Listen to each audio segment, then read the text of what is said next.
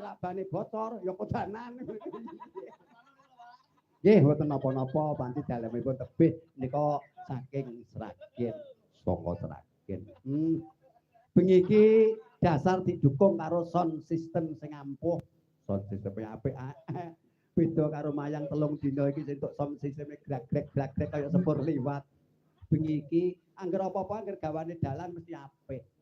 Ayo. Greg saiki ora eneng. Beda karo demben mayang sing utuh kok sone sepure liwat. Sepure liwat.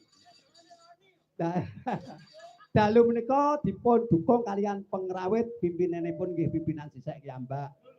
Menika saking Kadong Putri Paron, Kadong Putri Paron saking Kesongo. Kuwi jenenge rombongan apa? Dudu singa lho, iku singa boleh. Iki rombongane Songo Laras. Songo Laras. Pemimpinnya Bapak Sucipto. Bapak Sucipto. Panci dadi pemimpin pengrawit kuwi kudu wani tambel ya. Mas tenan. Kuwi cara panen ngene rong eta didelikne. Engko nek kanggo kanca ngombe kopi piye, nggo gladen, nggo latihan ngono Mas. Biyen pakmu ya pengendang kondang biyen. Biyen ki aku angger mayang wis sing ngendangi karo swargine bapakmu. Bapak Sukidi Kluyur ki biyen sing ngendangi karo Kluyur angger sing ngendangi mesti sek sesuk budal aku tak sik yang. Iya, Mak. Biyen kuwi mayang teko Jogorogo, teko sine. Candramawa biyen ki yang peguron Candramawa ki ya tau kek dalane sih jumek tahun pira budal nggawa truk biyen. Biyen iki karo pakmu yang Candramawa. Ngono. Ki anu Mbak Lurah nuwun pangapunten rada mboten ora kok teges aku ki ora kepareng Mbak Lurah mungkah ki mboten. Mbak Lurah rada gerah lagi sak kondur saka umroh ki rada sayah. Nggih mungkin ngoten nggih Mbak Lurah nggih. Dados mungkin nyuwun pangapunten Mbak Lurah mboten minggah wonten kepanggungan mboten napa gentos kathah malah Pak kami tuwa nggih enten ana ngeten iki mboten napa-napa lho. Sing intine dalu menika ngregengke swasana ngibur para masyarakat khususan ing desa Grogolan. Ayo. Miyak sepening swasana kanggo anak wadon Mbak Elvina jumeneng Mbak Elvina. Nggih. Bar Mbak Elvina engko ki mau wis sore mau nek nom-noman ganteng jenenge sapa ya aku ki malah lali Mas Pak pokoke dados napa-napa mengke kula nimbuhan badhe minggah nyanyi sepindhah nggih.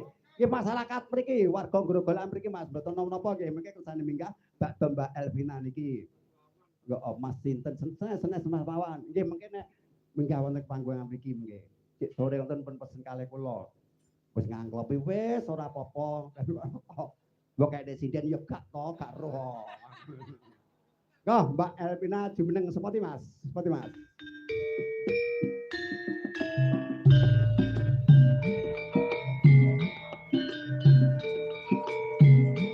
Lelo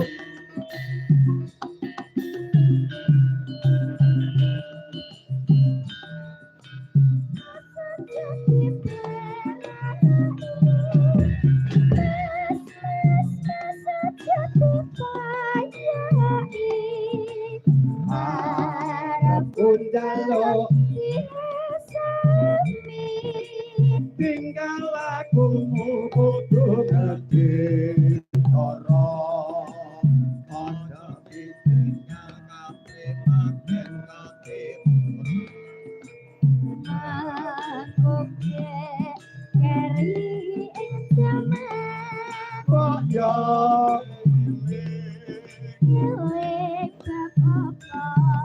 iku